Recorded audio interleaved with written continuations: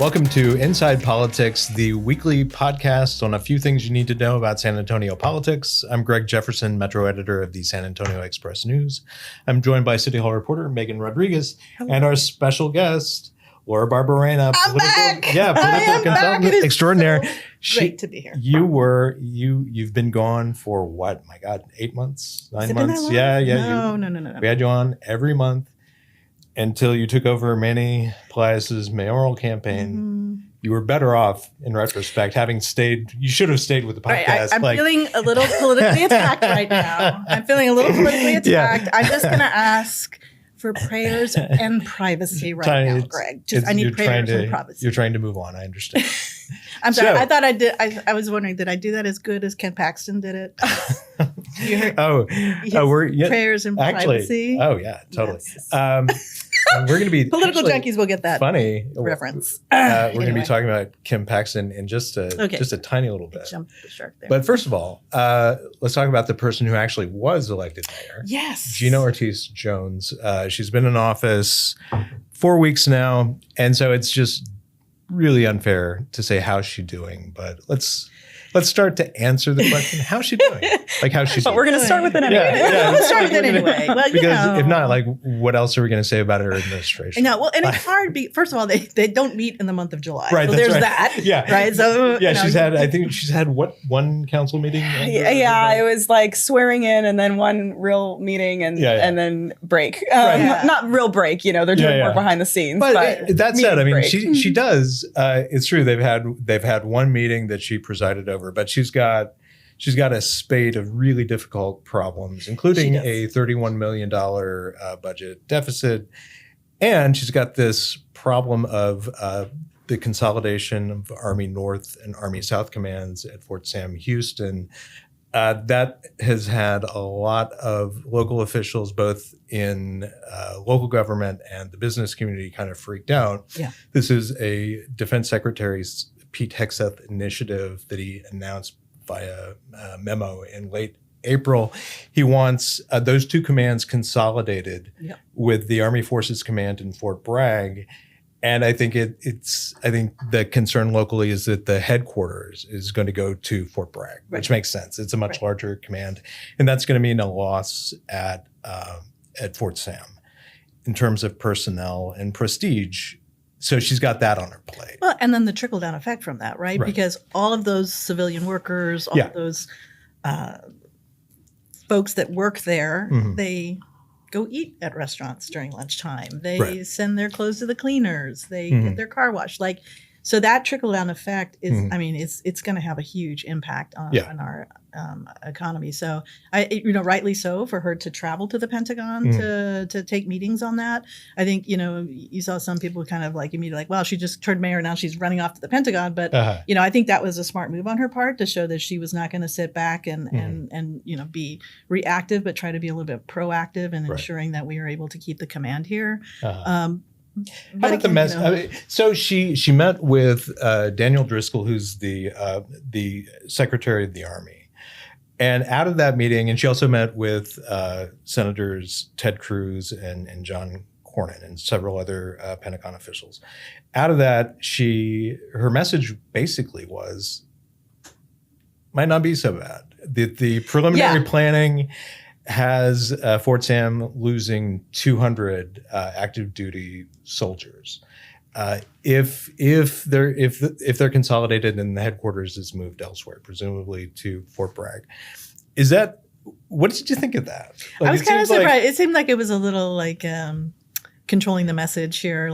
Maybe she realized this is it's going to happen. It's going to happen. So let's just try to make a positive spin out of it. I don't know. I'm certainly not. I don't claim to be an expert of any of this subject matter, but it seems to me, just from someone who studies communication, that it seems like that's probably she's trying to put a little bit of a positive spin on it because it's inevitable, and we don't want to, feel like we've just lost this huge economic generator. And again, it might just be 200 soldiers, but, many of them are married, they have family, they have children, they have kids in school. It does have an effect. So, we'll see what happens. Maybe she's trying to get ahead of the story, or maybe it really isn't going to be that bad. I just don't know. We also don't know. I mean, it's one thing to say 200 soldiers under, and this is nothing's final. Like right. the Pentagon is still kind of figuring out how they're going to consolidate these commands and where they're going to move the headquarters to. But I mean, there's a difference between 200 soldiers who are working in command and working in a command staff, like a commander and his or her staff. If that's who you're talking about, that's a pretty significant move, because that means commanders are leaving, right? And they're not going to be based here anymore, and that's a blow to the command's prestige and ultimately staffing. It's going to just have less. Well, and this, let's not forget, this is the Trump administration, right. So who knows? Next week he could change his mind. Like it just, and I think that uncertainty causes the chaos. It causes we're living in absolutely the most crazy time. Yeah. Like, 1 minute he was, pro-Russia, anti-Ukraine. And this morning I wake up and it's like he's pro-Ukraine. I'm like, whoa, wait, what's happening here? Yeah. So, I mean, I think this is, we'll wait and see. Again, and going back to sort of Gina and her role as a mayor and how she's doing, I think it's really early to tell. It's so hard to assess when you don't know. What we do know is she's definitely not Ron Nuremberg. Like that's for sure, right? In what ways do you feel like she veers off the most? Well, first, she's kind of put people in their place a little bit on the dais, right? Sort of like telling folks like you need to sit down and wait until folks as in District 10 Councilman Mark White is he was getting up from his seat as she was closing out, and she asked him to remain seated. Remain seated till the end of the meeting, sir. Yes. Which to be fair, I think that he was standing right as it was closing. But I mean that's something that a Ron Nuremberg would not have done, right? So everyone was getting up and packing for that whole announcement. Like at the end, everyone was basically off the dais and out the door. Yeah, like I can't think of a mayor in the last 25 years who would have done that. Right. Yeah, I just it's interesting, but I mean, and again, so it's different, right? And different doesn't mean better or worse; it just means different, right? And so I think she comes from a place where sitting during a meeting is a show of respect, right? And in her mind, she felt she needed to say something, and she wants to lay the table out in terms of how she's going to run the council. And again, it's different, and there's other things that she's doing in terms of, I think she's resetting the whole CCR thing, which is apparently if there was a CCR, am I jumping ahead? Oh, sorry. No. You're starting to nerd out. So we're gonna I nerd out. I'm gonna stop you right Stop. there. Put on the brakes. Put on the brakes. Explain what the CCR process is and how she's changing it. Well, I first off, and thank you, Megan, for reminding me what CCR stands for. I would say CCR. What does it stand for? We're nerding out. And we started. I was like, CCR is Council Consideration Request. Council Consideration Request. Thank you. It just becomes in our lexicon. We forget what it means. So it's my understanding that Mayor Jones decided that if a CCR had not been sort of approved and moving forward, that she asked all the council members to basically resubmit their CCRs. It's interesting because I don't think we have committees yet. So unless it has to be this weekend, still working on that. So we're still doing committees, and these CCRs go through committees, right? So they have to how policy gets made. How policy gets made. It's the first step of everything. First step of a policy. You write it out. You get your council colleagues to sign the memo. You get the city manager to review it, which is also an interesting thing that I don't know if we want to get into here. But so the city manager reviews it, and then it goes and gets put in a committee, right? Yeah. And then under Nuremberg, I believe everything went to governance first, and then for governance, it got farmed out from there. Which it still kind of does. Everything just moves at a bit of a faster clip, which we don't have to get into everything like that. But So in terms of just going back to her style of leadership, what she's saying is clean slate, much like how it is in Congress. If your bill didn't make it, you got to resubmit your bill. Right, but if you're a council member whose policy proposal was already making it through the system, was maybe actually making progress, like I'm kind of ticked off, right? Yeah, you would be thinking, it doesn't seem to be the kind of thing that would engender goodwill. Not only ticked off, but then you kind of wonder, does the mayor even have the power to do that? Right. Yeah. I don't know. So I think there's going to be some interesting things coming out of the council in the next a couple of weeks, perhaps months on this subject. We'll see how all this proceeds. But, so we know she's stricter. She's more of a stickler for the rules. I mean, for example, like I think this change goes back to her. That when city council goes into executive session, which is that closed door part of every meeting where they talk about lawsuits and who they're going to apply with economic development incentives and that kind of thing, like all the secret stuff. We're not supposed to know about, but yet somehow you know everything. Sometimes we hear about it. Well, now it's going to be harder because council members are no longer allowed to take their phone. They have to check their phones, put them in a box, apparently, before they go into this meeting. Greg Jefferson, how did you learn about that? That was supposed to be Is it a secret? It's a secret. It's not much of a secret. It's a pretty bad one. Yeah. But that, if you look at it, it's like, wow, it's a little bit controlling. And if I'm a council member, I'm not sure how, I'm probably not thrilled with that. Yeah. But I mean, it is in keeping with also, the if we're sitting here talking, Greg, and I'm sitting here on my phone while we're having this conversation, and I'm going to go Google, over here to Blue Sky. And while we were talking, right. Yeah. Como decimos en español, es un falta de respeto, right? It's like a little disrespectful to have your phone out. Now, are they adults? Right. Yes, they're adults. The legislature is actually legislating children to not have their phones in school because they're children, so they need to be taught to not be on their phones. But sometimes we need maybe a little reminder on our manners, perhaps. To be, respectful. To be respectful. Pay attention. Pay attention. Pay due deference. Got that. And yet, you could still wind up having elected adults kind of ticked off, even though like it is in keeping with this was like a year ago that the city council adopted a new ethics code, right? Or it was longer. I'm having a hard time. Yeah, it was like a year and a half ago.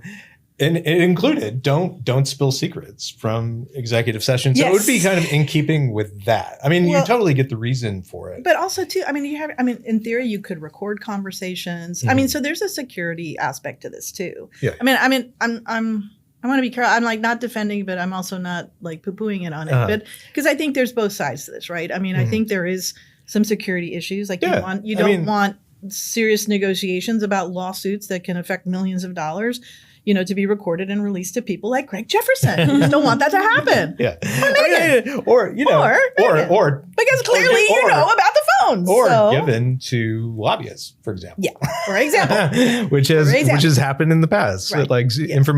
Sensitive information gets into lobbyists' hands. Right. And people can get, I think we've become this society where we are literally so stuck on our phones that when we the dopamine of getting online. So if I'm sitting there and I'm bored, I just pull out my phone and I'm like, shh. And so it's I think it's just a reminder, hey, we're this is an official government meeting and we need to treat it as such. Yeah. Right. And I think it's a good reminder. I think we all need to be able to do that. And I will tell you, it's hard sometimes even when I'm sitting with the client and it's your phone's going ding, ding, ding. It's okay, I'm not going to look at my watch. I'm not going to look at my watch. I'm not going to look at my phone. It's hard. Right. Yeah. And so but I think we're becoming so, we're just becoming slaves to our phones that maybe it's a good thing. Maybe we're going to go back to engaging in conversation and having eye contact. What I hear you saying is the next time you come on, you're going to leave your iPad. Yes. This is for your phone. not here. This is right. Well, this is so that I can fact check stuff in our conversation. Right. Right. But again, I do think you want to be able to bring decorum back into these. From what I understand, they kind of because kind of loosey-goosey. They kind of got a little out of control and lacked a certain amount of professionalism. Yeah. So I think Mayor Jones is trying to just rein it in. Right? Yeah. Reminding everyone we have a job to do and we're here and we should take this seriously. Yeah. It's I think you'd have a hard time arguing that, showing, as you say, showing more decorum and more respect for the rules is a bad thing. I think that's it totally makes sense. But at the same time, is she because those can also kind of upset council members, kind of ruffle their feathers. At the same time, is she forging relationships with individual council members? Because ultimately, I mean, it's like she's the first council member since Phil Hartberger to come to the mayor's office, having skipped city council service altogether. So, she's dealing effectively with 10 strangers. She may know some of them on an interpersonal basis, but probably not that many. How's she doing relationship building wise? Is that a word? Relationship. Well, it's like, it's like one of those. I get what you mean. It's like one of those German words that's I wish I could 30, pull back the curtain and tell you like all the great gossip, but I don't know. Like it's hard to tell. I know initially a lot of the communication was being done through the chief of staff and not directly to her. That she was directing folks to talk to the chief of staff rather than go directly to her. I think that was again. To offer a little grace here because she's learning the ropes, understanding, how this particular office works and how it interacts with city staff and the city manager's office, the city attorney's office. So, her sort of drinking, out of a fire hose probably doesn't want to deal with some of these smaller issues, small or large, and so was deferring that to her chief of staff. Of course, we saw that Jordan then left. So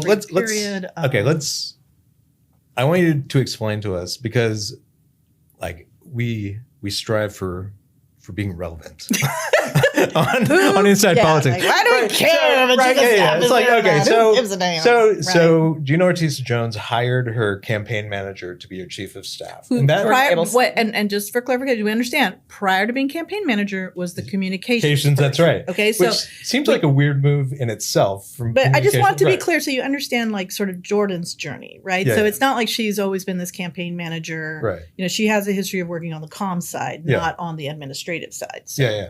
And then she moved here back in the winter for the campaign, but she's from Pennsylvania. She was effectively a stranger to San Antonio, and she was put into the chief of staff's office. Now, I want you to explain to us why that's significant. Like, why should we care about who the mayor's chief of staff is? The chief of staff, I think, is such a critical role in city government because they really are the eyes and ears of the mayor. So they are the ones that interact with each of the council offices through their chiefs of staff, right? At least in the past, what you've seen is the mayor's chief of staff brings together all the other chiefs, and they get together and they talk about policies or things or issues that are coming up, right? So they are really communicating within the council office to make sure that things are moving forward.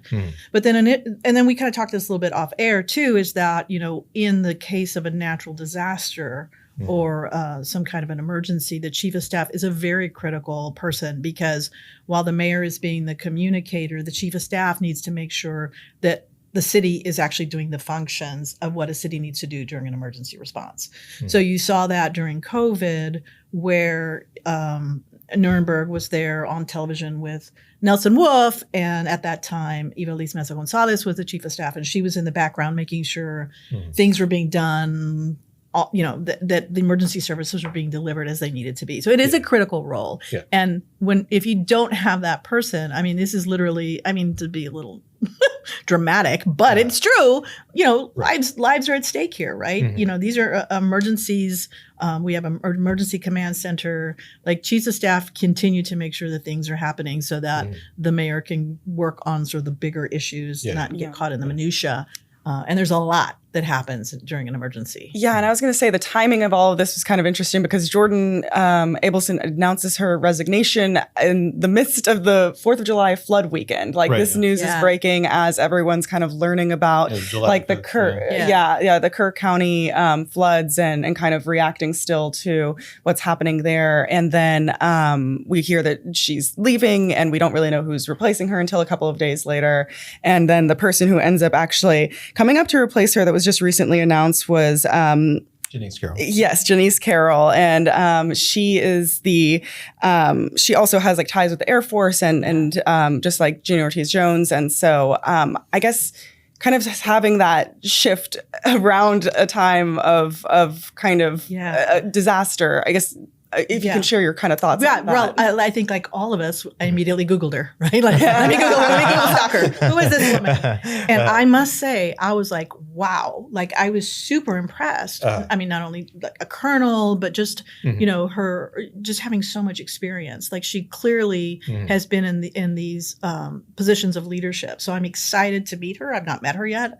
So I'm excited to meet her. I think she's a great addition to the mayor's office. I think it's very on brand for Gina to bring someone like that. Yeah, somebody with the FBI. I think she did. Yeah. And I have no idea what this means. She was overseeing strategic personnel initiatives. It sounds espionage, doesn't it? Yeah. I love it. Maybe it sounds a little DEI. Maybe. Not entirely sure. Maybe something else. She'll have to kill you if she tells you. So don't tell him. But no. But I mean, I'm excited to see her leadership and how she, steps forward. Again, not having any ties to San Antonio, it feels a little different. It feels that's the thing for a mayor's chief of staff. It seems to me like it would be beneficial, but maybe not absolutely necessary to have somebody who has contacts with, in the political world and the business world, the nonprofit. Well, I mean, kind of isn't it the lobbyist job to get to know them, not the opposite? Right. I mean, I don't know. Anyway, so, but I mean, in the past, haven't we seen chiefs of staff who are kind of more have deeper roots? Yeah, deeper roots. Yeah. But I don't think it's necessarily a bad thing. I mean, I think it's again, we're sort of like pushing the reset button. This is, is it scary? Absolutely, it's scary. We're all nervous. We're all like, oh, this is not San Antonio. It feels very weird. It feels very weird. But there's a lot of. I think it's going to be okay, Greg. I really do. You don't need to assure me. Well, I feel like but I know that the insiders are freaking out. Yeah, think. I was like, I got a call. I was like, have you heard about a recall? I'm like, really? Like at this point, people are talking about recall. I mean, everybody just needs to like. Yeah, and like the calmate, as we say, calmate. Maybe a year from now, we're going to look back and say, well, why would everybody freak out about that? Yeah, what's the big deal? Like, she's just trying to create order and structure, and and I think that is totally on brand for Gina. She's very structured. It's very Before we move on to something else, like a small matter of a U.S. Senate race. Okay, so structure and order. It's, as you say, it's part of how we identify Gina Ortiz Jones. Mm-hmm. Which is to me, that makes this kind of surprising that she came into office and she didn't seem to have a really good idea of who she was bringing or order. Right. There are only 2 hires so far. Yeah. The chief of staff now and one person from District 6. An executive assistant. What should we take away from that? I mean, at this point, I think Ron Nirenberg he maybe didn't have a full staff, but he had the beating heart of a mayor's office. Yeah. Like he had the chief of staff, he had comms, I think he had a policy advisor. Yeah. By this couple of people in policy, I believe. Yeah. Yeah. And now she's like, as far as we know, she's got Janice Carroll as her chief of staff and an executive assistant. It's entirely, maybe she hired somebody over the weekend, but what does that tell you though? It tells me someone who is probably very detail oriented, who's going to doesn't want to be a knee jerk about this, that I think wants to find a good fit. I mean, could it mean that she doesn't know what the heck she's doing? Yes, obviously that's a possibility. But I don't think that is. I think she is being very discerning about who she wants to bring in. I think she's, probably looking through resumes while dealing with all this other stuff to find the right fit, right? Yeah. It's really hard to bring someone in, train them up, get them going, and then you realize this isn't a good fit, and then you got to start all over again, right? And this would all be happening during budget. So, I could this be seen as incompetence? I don't think it is. I could see somebody wanting to say that.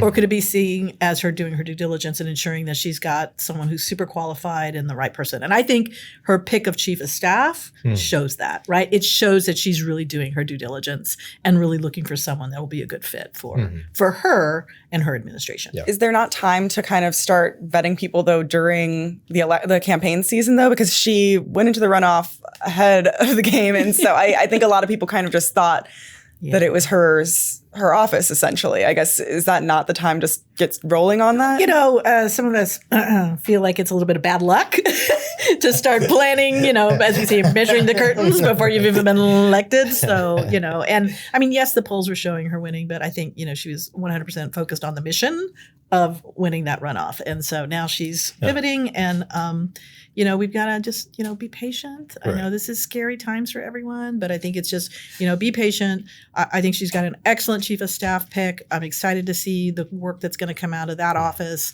And we'll see her, you know, bring up comms. And, you know, and maybe she's looking outside of San Antonio. And if she's looking outside of San Antonio, that's a bigger lift, right? Because you're having someone uproot themselves. You've got to, you know, they've got to move. They've got to be willing to move, a family, et cetera.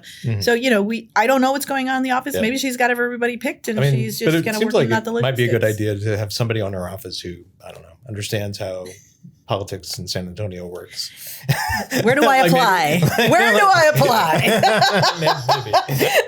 And I know, put my resume in now. I know. I said the staffing thing would be our last question. I'm just unfair. Totally unfair. You, Greg? Well, I neglected to ask about the Democratic National Convention. Yes. Right. So this is one of her big early initiatives. She is courting the DNC. To try to get the let me do the math. 2028 political national convention. Yeah.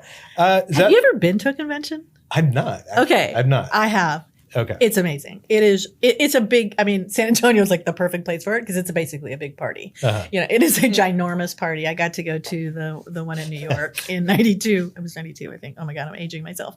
Anyway, but it is star-studded. It is aspirational. It's music. It's parties. It is a huge economic impact. To the community. Like it would be huge. I mean, it would be a serious gold star for us if we were able to get that. Now, and I want also be clear that yes, she's pushing for it, but there's been other people besides her pushing for this, right? The Texas Democratic Party, for one, has been actively pursuing this as well. So this isn't like she didn't create this parade. She's sort of jumping in front of it to try to get them to come here. It would be a really big deal. And again, not just advancing. If you take the politics out of it and just look at it as a convention coming to San Antonio, it is a huge convention with a huge economic impact. I would like to suggest, Laura, that when you're talking about the Democratic National Convention. Taking the politics out of it might be a little difficult. Might be a little difficult.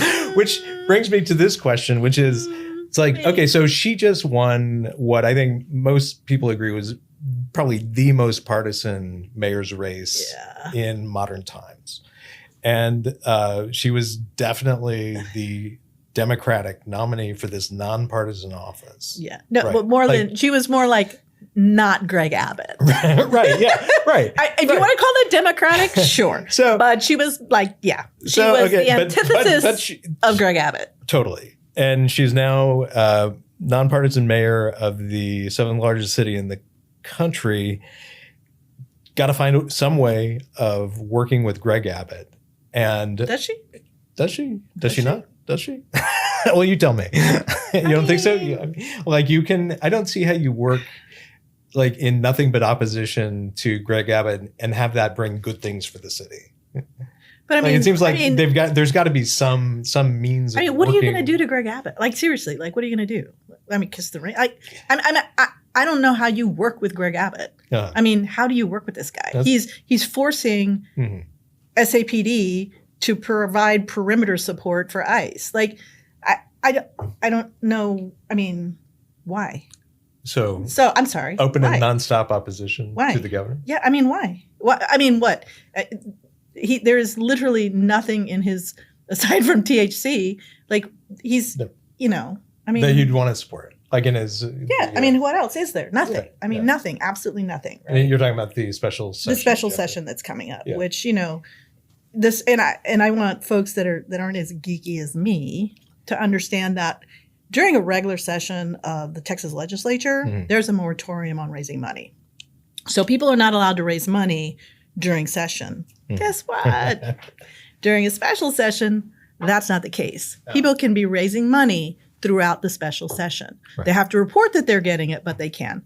You kind of think the THC industry might be giving a little bit of money to Greg Abbott, so then he can primary folks like like Mark LaHood. You know, like, I mean, this is just, again, why do we have to play nice with a guy like that? Yeah. When has playing nice ever garnered us anything? Right. I mean, seriously, what? I don't know. What, I mean, he put the buoys. So you're saying it doesn't matter, like her supporting this like nakedly partisan convention for the city's, like there's no downside. Is that what you're saying? I mean, he's going to cut funding. I mean, he's kind of already doing that. Yeah. I mean, again, it's not like he's not. What do you? I mean, you could look at what's happening at Fort Sam, right, and say, okay, the question of what to do with these commands is undecided. You really want to just kind of flagrantly and kind of thumb your nose at the Trump administration by just openly pursuing the DNC for 2020 for their 2028 convention. I mean, is it going to change their minds, Greg? I mean, let's be real here. Like, is there anything we're going to say or do that's going to change that? I mean, yes, depending on she made the case, right. I commend her for doing that. But at the end of the day, is it really going to make a difference, right? And what's Greg Abbott going to do? Say yes, take it out of Texas? No, I mean, I would think he would say no, keep it in Texas. And has been, yeah. Yeah. So I mean, again, no, like, I don't know. He's got a point person actually working on, if not kind of thwarting the move to the headquarters, at least lessening the damage. Yeah, so, I mean, it's going to make him look bad, right? So, I think this special session is going to be. Can I say shit show? Yeah. Okay, I can say shit show. Good. It can be a shit show. We're looking at going back to this whole question about the congressional stuff. They're going to do redistricting. Like this is incredibly insane, and they're targeting Houston. Houston. They're targeting Houston, and they could be throwing some safely Republican seats into open, the possibility that these can be contested seats. Yeah, because they want to create more seats. That's right, right? Yeah. The goal here is to create more congressional seats so that when the Republicans lose the congressional seats, because they will, because they've cut Medicaid and they're closing rural hospitals, and I can go on and on about the not so big, beautiful bill, they know they're going to take a hit. So they are trying to lessen the damage by creating more congressional districts so that they'll still have the numbers, right? And again, as I mentioned before, all the while raising money during the special session. Like it's just might be a little corrupt, maybe. Just a little. We won't know until we see the campaign finance reports.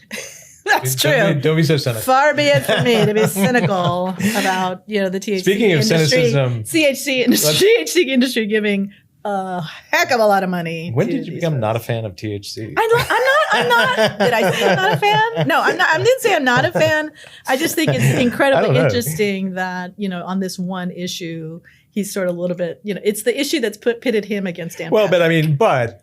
Like but it's so nice when the girls fight. Like I love it when they fight. But they're fighting, and I love it. You have a bunch of veterans who are very concerned. Yes, for there's a lot of people therapeutic reasons. Yes, absolutely. So it's not. I don't think it's as clean as you're making it out to be. Like I think it's entirely possible he's getting a ton of checks from the THC industry, but I think there are also good political reasons to oppose kind of this extreme position that Dan Patrick, our lieutenant governor, took up. Gosh, far be it from Greg Abbott to take a far extreme position. It's so unlike him. No. And then too, just having been and spent significant time in Uvalde, and just reading Tony Casada's article, which if y'all haven't read it, you should read it, where it sort of talks about the children of the flood victims and the Uvalde children flood victims, and so many similarities that there are. And you see these families of Uvalde going to the Texas Ledge asking to change the gun purchasing age from 18 to 21 and it going nowhere. And then these children, who die in the flood, not that one is more important or whatever, but we see in the special session, they're going to be dealing with, the issue of the flood warning systems. Yeah. And it's like, it just, you see sort of, again, what I feel is favoritism over one class of children over another. And it really breaks my heart because the Uvalde children deserve justice just as much. And, the fact that he hasn't had the courage to do this is just, again, extreme positions that he continues to take when, they're not saying, keep your gun, we're taking your guns away. It's, you can keep the guns, just don't get them until you're 21, right? So, these kinds of things are just really, really frustrating. And maybe I am a little cynical as a result of that. Maybe I need to get a little THC in me to kind of chill out. Right. So let's take that cynicism and let's pour it into the U.S. Senate race. Oh, nice. Next year. Yes. So we've got Republican John Cornyn. He's up for re-election next year. He's got just a hell of a fight in the Republican primary against Ken Paxton. Yes. With a good deal of and then we mentioned again that can I just say it again? Yeah. Ken Paxton's wife. Angela Paxton. That was my reference at the beginning of the show in case anybody didn't get it. But we got it. Okay. She's divorcing him. She announced for biblical reasons. Which, I'm still looking up in my Bible to see where Laura Olson showing up with the $3,000 handbag is in the Bible, but I'm sure it's in there somewhere. She could at least help us out with the book of the Bible, but because I'm totally lost. But anyway, so polling shows Ken Paxton generally up. It's a Republican primary. A lot of MAGA voters really like Ken Paxton, his defense of the president. They feel like he is down on the agenda, with the agenda, more so than John Cornyn. I think he's always been seen by the grassroots right as suspect. At minimum. Suspect or decent. Right. Word. I'll leave that up to you. Now, so until recently, most of our attention has been in this upcoming Republican primary. Right. But at some point in the last couple of months, it's like, oh, wait, Ken Paxton could actually, the polling might showing be borne out. Yeah, and he might actually be the Republican nominee. And by the way, if it's Ken Paxton as the Republican nominee, Republicans are going to have they're going to have a harder time holding on to that Senate seat. So that gets Beto O'Rourke excited. That gets Colin Allred excited. Right. They're both former Senate candidates. Did not do too badly, especially Beto against Ted Cruz. Right. But not only them, you've got James Tellerico, state rep out of Austin and Georgetown. Or no, sorry, it's Round Rock. Yeah, it's actually where my parents live. It's North Austin. Okay. Yeah. And our very own Joaquin Castro, yes. Congressman Joaquin Castro. So I did this story a couple of weeks ago. He's thinking about it. What do you think of that? Is that surprising to you at all that Castro would be considering this? Making this race? I mean. I adore Joaquin, and full disclosure, I worked on his very, very first campaign. So for State House or this was for State House. Oh, for State House. Oh, wow. Yeah, back in the day. Back in the day. Yeah. So he first off, he would make an incredible senator. I just don't doubt that. But I feel it is a little bit late in the game, and he and his brother are always what we call them sort of politically cautious, right? Mm-hmm. They've never really been ones to really take a chance, and then so then when Julian ran for president, it was like, oh wow, they took a chance, right? Yeah. It seemed sort of different and new, and I was so proud to see him in that run. Mm. But Joaquin is he disclosed his cancer diagnosis, and I don't know that type of cancer ever is really cured per se. No. So I think it's something you live with, right? Something you live with. So I think those are some things in consideration. But just from a campaign, so that's personal stuff. But from the campaign standpoint, I think too, it's like to run a Senate seat in Texas, you're talking millions and millions and millions of dollars that you have to raise to be competitive in these kinds of races, right? So I think that starting now is a little late in the game. I think I was reading that, Colin Allred started his initial campaign when he ran back. He had started like in May or something. And then Beto had even started his even earlier than that, right? Colin Allred has now announced that he's running. He has formally announced. He's the only major candidate. Right, only major, right? Because there's an astronaut and some other guy that are running. But he is the major one running. And the polls are showing that in a head-to-head with him versus Ken Paxton and Beto O'Rourke versus Ken Paxton, that I believe Allred does just a little bit better than Beto, interestingly enough. So we'll see what Beto decides. I mean, Beto has been really What do you think that is? Is it just because he just finished? I think one, he just finished. Right. He's got a lot of name ID, right? A lot of name ID. And he did run, a little towards the middle, right? He was running more on the, what we consider more like what's the word I'm looking for? Moderate Democrat, right? He wasn't running as a, Democratic Socialist. He was not, Mamandani. So he wasn't running way to the left. He was, running. New York mayoral candidate. New York mayoral candidate for all those who are not alive and breathing. But, he did run as a moderate. And so, I think that, and again, he just spent millions of dollars on television. So, but the question all becomes like, how much money can they raise? Right. And I think if Ken Paxton becomes the nominee, I think a lot more money can be raised. Because I think it's very easy to demonize Ken Paxton, much like because of the securities fraud or the affair, the biblical things he did, those biblical things that he did, allegations of corruption by his underlings at the Texas Attorney General's office. And that kind of, is that what you're talking about? Yeah, there's some Ubers that got paid for, some home renovations that got paid for. There's a lot going on in Ken Paxton land. So I think he's definitely he's a much weaker candidate than a John Cornyn. I think if John Cornyn wins, I think it's kind of like might as well let's just pack our bags and go home. Right. But if it's Ken Paxton, I think we have a chance. And even the polls, so even as terrible, use that word loosely, even as terrible as Ken Paxton is, it still shows him winning. It's in the margin of error. But, it's still, he's not at 51%, 50% plus one. He's in the 49, 48. I think it's 49 with Allred and 48 with Beto O'Rourke. But we've seen them doing sort of like the travel show where they've been going around. Yeah, including at the Pearl. At the stable. I missed it. I wish I would have been able to go. Joaquin Castro and James Del Rico at the stable. And packed house. Packed house. They got along just swimmingly like a band of brothers.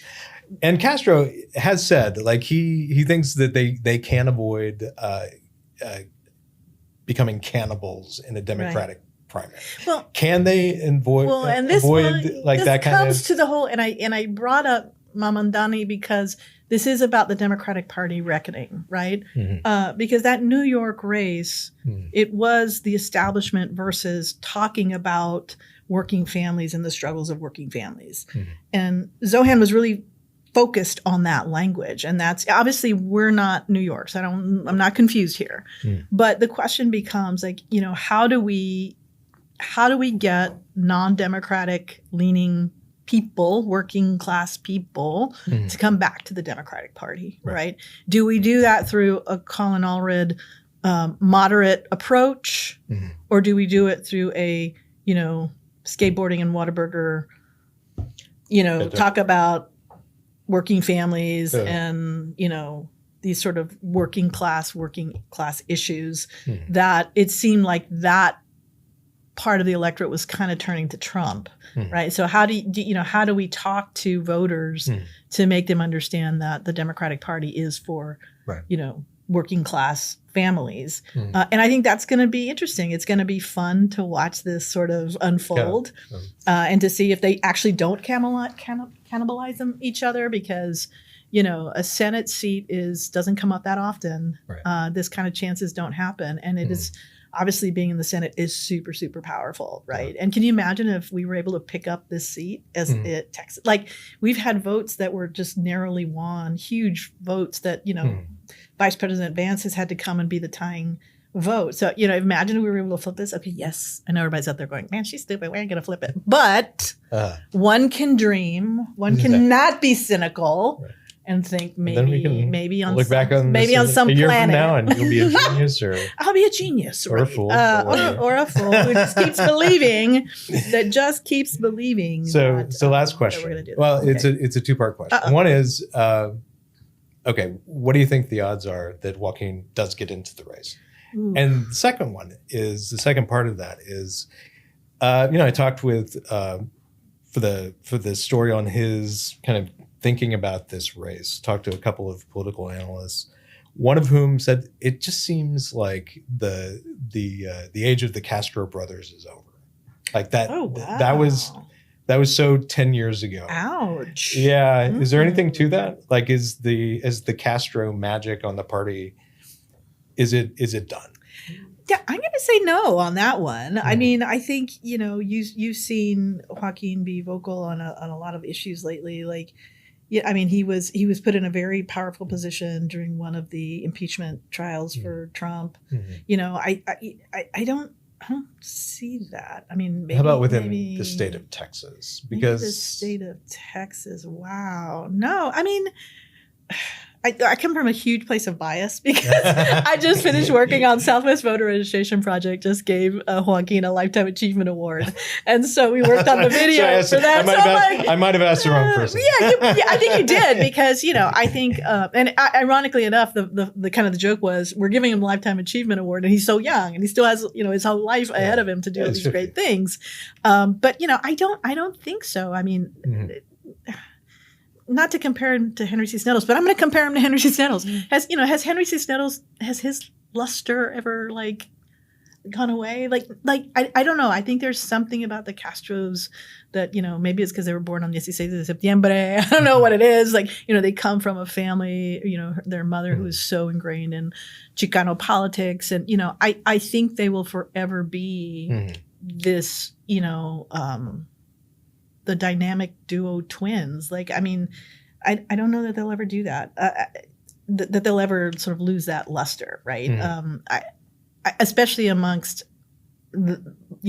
Democratic voters, right? I don't know who this analyst was. Don't tell me.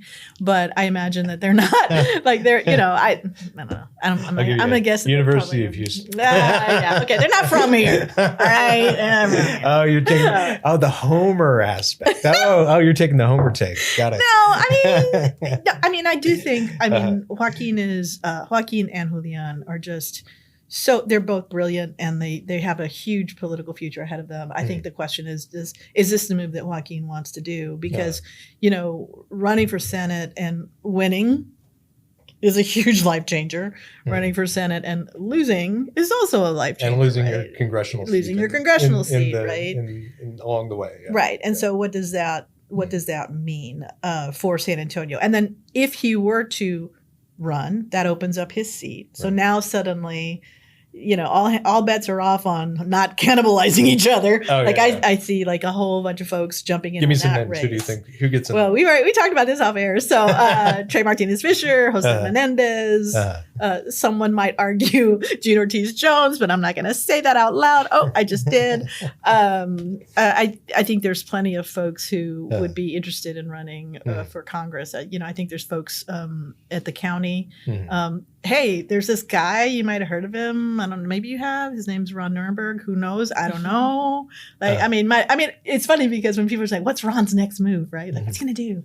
is he going to run for governor? Is he going to run for Senate? Yeah. Is he going to run for county judge? Is he going to? It's like let's just throw that in there too, because might as well, right? I mean, why not? It's pretty much everybody's thinking about like what's he going to run for? Let's just throw that one in there too. Like so because folks know him, at least certainly around here they know him. So anyway. All right. Okay. All right. I think we're done. We're Sounds done. like that's the end point. So thank you fun. very much. And we will see you next month. So yes. 4 weeks from now. Great. And maybe by that time we'll have committees and we can talk a little bit more about I don't know. Mayor Jones. We spent a lot of time talking about like somebody who's just been in office for 4 Okay, I do have to say this though. I do have to say this. Well, two things. One is that if you have a chance, go into the City of San Antonio's website because they are talking about Project Marvel and they're doing a survey. So last night in the wee hours, just as I was preparing for this interview, I was like, let me take this survey. Well, before you take the survey, you have to watch a video. Okay, I'll watch this video. And, there's been a lot of talk about that, we don't know if the Spurs arena, is it, part of it, is it not a part of it? Well, in this video, they say point blank, the Spurs arena is part of the Sports and Entertainment District. So if there was any doubt, it is said. Gone. It is gone. Yeah. It is there in that video. So, and then number 2, point of personal privilege. I just want to do a shout out to Elena Ayala, who just retired, and amazing journalist. Yes, for the Express News. But I adore her. She in her interviews, she has this incredible way of bringing out things of who she's interviewing and just humanizes them. And she's just an incredible person, and I adore her. And I just want to thank her. Thank you, Elaine, for everything you've done for the city. And we're looking forward to what you're going to be doing after your Express News. Thanks for that. Yeah. And do not comment on this because we really need it. We need the next time we're going to talk about your Star Wars Rebel rating. Oh, my Rebel rating. But for now, we need to go. we need to give these people a break. Yeah, break. So, great. Okay. Yeah. All right. Next time.